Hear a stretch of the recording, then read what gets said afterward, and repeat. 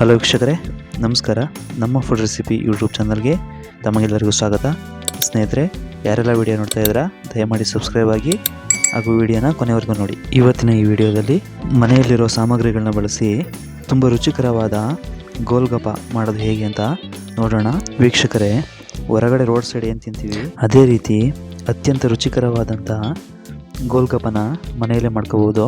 ಹೇಗೆ ಅಂತ ನೋಡೋಣ. ಮೊದಲಿಗೆ ಒಂದು ಇಡಿಯಾಗಷ್ಟು ಕಡಲೆಕಾಳನ್ನ ವಾಶ್ ಮಾಡಿಕೊಂಡು ಕುಕ್ಕರ್ಗೆ ಹಾಕ್ಕೊಂಡು ಬೇಯಿಸ್ಕೊತಿದ್ದೀನಿ. ನಾನು ನೆನೆ ಹಾಕಿರಲಿಲ್ಲ. ನೀವು ಪ್ಲ್ಯಾನ್ ಇದ್ದರೆ ಮುಂಚೆನೇ ನೆನೆ ಹಾಕ್ಕೊಂಡು ಬೇಯಿಸ್ಕೊಂಡ್ರೆ ತುಂಬ ಚೆನ್ನಾಗಿರುತ್ತೆ. ಕಡಲೆಕಾಳು ಬೇಯಿಸ್ಲಿಕ್ಕೆ ಒಂದು ಅರ್ಧ ಸ್ಪೂನ್ ಆಗೋಷ್ಟು ಸಾಲ್ಟ್ ಹಾಕೋತಿದ್ದೀನಿ. ಮತ್ತು ನೀವು ಮನೆಯಲ್ಲಿ ಜಾಸ್ತಿ ಜನ ಇದ್ದರೆ ಸ್ವಲ್ಪ ಕಾಳನ್ನು ಜಾಸ್ತಿ ಹಾಕ್ಕೊಂಡು ಬೇಯಿಸ್ಕೊಡಿ. ಕಡಲೆಕಾಳನ್ನ 6 ವಿಷಲ್ ಹೊಡ್ಸ್ಕೊಂಡಿದ್ದೀನಿ. ನೋಡಿ, ಬೆಂದಿದೆ, ಆದರೂ ಪೂರ್ತಿಯಾಗಿ ಬೆಂದಿಲ್ಲ. ಇದರ ಜೊತೆಗೆ 3 ಮೀಡಿಯಮ್ ಸೈಜ್ ಆಲೂಗೆಡ್ಡೆನ ವಾಶ್ ಮಾಡಿಕೊಂಡು ಸಿಪ್ಪೆ ಎಲ್ಲ ತೆಗೆದು 2 ಭಾಗವಾಗಿ ಕಟ್ ಮಾಡ್ಕೊಂಡಿದ್ದೀನಿ. ಸ್ವಲ್ಪ ನೀರು ಹಾಕಿ ಕುಕ್ಕರ್ ಮುಚ್ಚಳ ಹಾಕಿ 3 ವಿಷಲ್ ಹೊಡಿಸ್ತಾ ಇದ್ದೀನಿ. ಕಡಲೆಕಾಳು ಹಾಗೂ ಆಲೂಗೆಡ್ಡೆನ ಒಟ್ಟಿಗೆ ಬೇಯಿಸ್ಕೋಬೇಕು ಅಂತ ಇಲ್ಲ, ನೀವು ಸಪ್ರೇಟು ಬೇಯಿಸ್ಕೋಬೋದು. ನೋಡಿ, 3 ವಿಷಲ್ ಹೊಡ್ಸ್ಕೊಂಡಿದೆ. ಆಲೂಗೆಡ್ಡೆ ಚೆನ್ನಾಗಿ ಬೆಂದಿದೆ. ನಂತರ ಆಲೂಗೆಡ್ಡೆನ ಒಂದು ಬೌಲ್ಗೆ ಮತ್ತು ಕಡಲೆಕಾಳನ್ನ ಒಂದು ಬೌಲ್ಗೆ ಸರ್ವ್ ಮಾಡ್ಕೊತಾ ಇದ್ದೀನಿ. ವೀಕ್ಷಕರೇ, ನೀವು ಕಡಲೆಕಾಳನ್ನೇ ಹಾಕೋಬೇಕು ಅಂತ ಏನಿಲ್ಲ. ಕಡಲೆಕಾಳು ಬದಲಿಗೆ ಬಟಾಣಿ ಕಾಳು ಅಥವಾ ಕಾಬೂಲ್ ಕಡಲೆಕಾಳನ್ನು ಹಾಕ್ಕೊಂಡು ಈ ಗೋಲ್ಗಪ್ಪ ಮಾಡ್ಕೋಬೋದು. ತುಂಬ ಚೆನ್ನಾಗಿರುತ್ತೆ. ನೋಡಿ, ಕಡಲೆಕಾಳೆಲ್ಲ ಬೆಂದಿದೆ. ಇದನ್ನು ಹಾಗೆ ಇಟ್ಕೊಳ್ಳೋಣ. ಈಗ ಖಾರ ಪಾನಿ ಮಾಡೋದು ಹೇಗೆ ಅಂತ ನೋಡೋಣ. ಒಂದು ಚಿಕ್ಕ ಮಿಕ್ಸಿ ಜಾರ್ ತಗೊಂಡು 1 ಇಂಚ್ ಆಗೋಷ್ಟು ಶುಂಠಿನ ವಾಶ್ ಮಾಡ್ಕೊಂಡು ಕಟ್ ಮಾಡ್ಕೊಂಡಿದ್ದೀನಿ.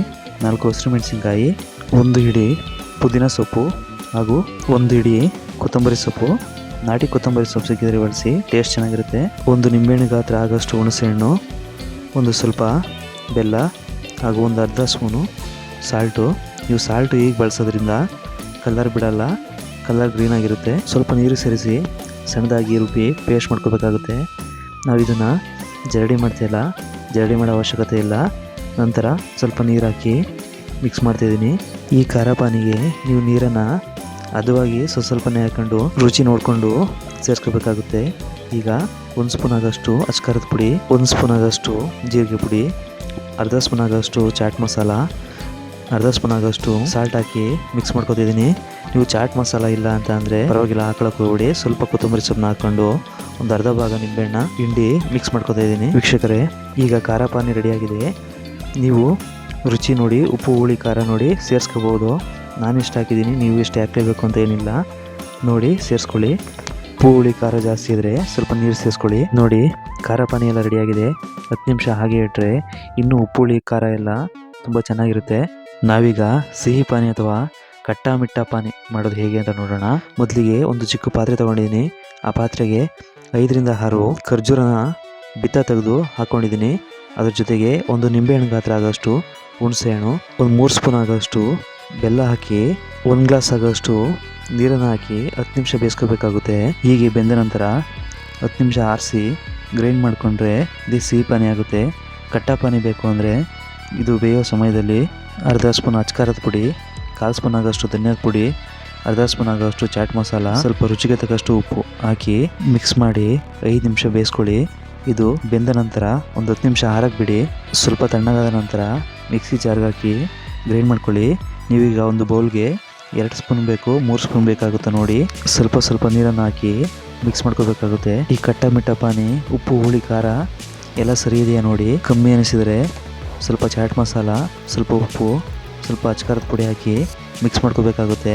ಕಟ್ಟ ಮಿಟ್ಟ ಪಾನಿ ಗೋಲ್ಗಪ್ಪಾಗೆ ಒಳ್ಳೆ ಕಾಂಬಿನೇಷನ್ನು. ನೀವು ಈ ರೀತಿ ಮಾಡಿ. ನಂತರ ವೀಕ್ಷಕರೇ, ಬೇಯಿಸಿದ ಆಲೂಗೆಡ್ಡೆನ ಕೈಯಿಂದನೇ ಚೆನ್ನಾಗಿ ಸ್ಮ್ಯಾಶ್ ಮಾಡಿ, ತುಂಬ ಸಣ್ಣದಾಗಿ ಸ್ಮ್ಯಾಶ್ ಮಾಡ್ಕೋಬೇಕಾಗುತ್ತೆ. ಸ್ಮ್ಯಾಶ್ ಮಾಡ್ಕೊಂಡ ನಂತರ ಮೊದಲೇ ಬೇಯಿಸಿಟ್ಟಿರ್ತಕ್ಕಂಥ ಕಡಲೆಕಾಳನ್ನ ಹಾಕೋತಾ ಇದ್ದೀನಿ. ಕಡಲೆಕಾಳನ್ನ ನೀವು ಎಷ್ಟು ಬೇಕಾಗುತ್ತೆ ಅಷ್ಟು ನೋಡಿ ಹಾಕ್ಕೊಳ್ಳಿ.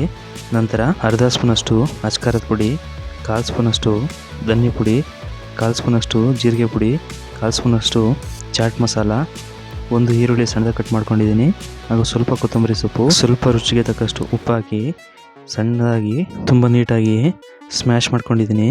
ನೋಡಿ, ಆಲೂಗೆಡ್ಡೆ ಮಸಾಲ ರೆಡಿಯಾಗಿದೆ. ಅದಾದ ನಂತರ ಸ್ಟವ್ ಮೇಲೆ ಒಂದು ಬಾಣಲಿ ಇಟ್ಟು ಎಣ್ಣೆ ಹಾಕಿ, ಎಣ್ಣೆ ಕಾದ ನಂತರ ಇನ್ಸ್ಟಂಟ್ ಪೂರಿ ತಂದಿದ್ದೆ ಅದನ್ನು ಬೇಯಿಸ್ಕೊತಾ ಇದ್ದೀನಿ. ಎಣ್ಣೆ ಕಾದ ನಂತರ ಕೇವಲ 2 ನಿಮಿಷದಲ್ಲೇ ಇನ್ಸ್ಟಂಟ್ ಪೂರಿ ರೆಡಿಯಾಗಿ ಹೋಗುತ್ತೆ. ಎಲ್ಲ ಪೂರಿನೂ ಎಣ್ಣೆಯಲ್ಲಿ ಹಾಕಿ ಬೇಯಿಸಿ ಇಟ್ಕೊತಾ ಇದ್ದೀನಿ. ನೀವು ಇನ್ಸ್ಟಂಟ್ ಪೂರಿ ಬೇಡ ಅಂದರೆ ಮನೆಯಲ್ಲೂ ಕೂಡ ಮಾಡ್ಕೋಬೋದು. ನೋಡಿ ವೀಕ್ಷಕರೇ, ಪೂರಿ ರೆಡಿಯಾಗಿದೆ. ಹಾಗೂ ಖಾರ ಪಾನಿ, ಸಿಹಿ ಪಾನಿ, ಆಲೂ ಮಸಾಲ ಎಲ್ಲ ರೆಡಿಯಾಗಿದೆ. ಏನಿದ್ರು ಸವಿಯೋದೊಂದೇ ಬಾಕಿ. ಅತ್ಯಂತ ರುಚಿಕರವಾದಂಥ, ಎಲ್ಲರೂ ಇಷ್ಟಪಟ್ಟು ತಿಂತಕ್ಕಂತಹ ಗೋಲ್ಗಪ್ಪ ರೆಡಿಯಾಗಿದೆ. ಪಾನಿ ಮಸಾಲೆ ಎಲ್ಲ ಘಮ ಘಮ ಅಂತ ಇದೆ. ಬನ್ನಿ ಈಗ ಒಂದೊಂದೇ ಪೂರಿನ ಮೇಲ್ಗಡೆ ರೀತಿ ಓಪನ್ ಮಾಡಿ ಆಲೂ ಮಸಾಲಾನ ತುಂಬ್ತಾ ಹೋಗೋಣ.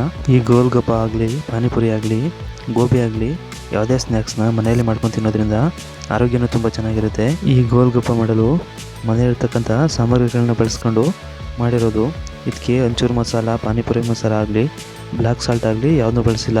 ನಿಮ್ಮ ಮನೆಯಲ್ಲಿ ಯಾವ ಪದಾರ್ಥಗಳಿರ್ತವೆ ಅದನ್ನು ಬಳಸ್ಕೊಂಡು ಈ ಗೋಲ್ಗಪ್ಪನ ಮಾಡಿ. ನಾನೀಗ ಪೂರಿಗೆ ಆಲೂ ಮಸಾಲನ್ನು ಸೇರಿಸಿದ್ದೀನಿ. 2 ಬೌಲ್ಗೆ ಖಾರ ಪಾನಿ ಹಾಗೂ ಕಟ್ಟಾ ಮಿಠಾ ಪಾನಿ ಅಥವಾ ಸಿಹಿ ಪಾನಿನ ಸೇರಿಸ್ಕೊಂಡಿದ್ದೀನಿ. ಎರಡನ್ನೂ ಸೇರಿಸಿ ಗೋಲ್ಗಪ್ಪನ ಸೇವಿಸ್ತಾ ಇದ್ದೀನಿ. ತುಂಬ ಅಂದರೆ ತುಂಬ ಚೆನ್ನಾಗಿದೆ. ನೀವು ಕೂಡ ಮನೆಯಲ್ಲಿ ಟ್ರೈ ಮಾಡಿ ನೋಡಿ. ವಿಡಿಯೋ ಹೇಗಿತ್ತು ಅಂತ ಕಮೆಂಟ್ ಮಾಡಿ. ದಯವಿಟ್ಟು ಸಬ್ಸ್ಕ್ರೈಬ್ ಮಾಡೋದನ್ನು ಮಾತ್ರ ಮರಿಬೇಡಿ. ಅತಿ ಹೆಚ್ಚು ಪಾನಿಪುರಿ, ಗೋಲ್ಗಪ್ಪ ತಿನ್ನೋ ಸ್ನೇಹಿತರಿಗೂ ಶೇರ್ ಮಾಡಿ. ವಿಡಿಯೋ ನೋಡೋದಕ್ಕಾಗಿ ಧನ್ಯವಾದಗಳು. ಮುಂದಿನ ವಿಡಿಯೋದಲ್ಲಿ ಸಿಗೋಣ. ನಮಸ್ಕಾರ.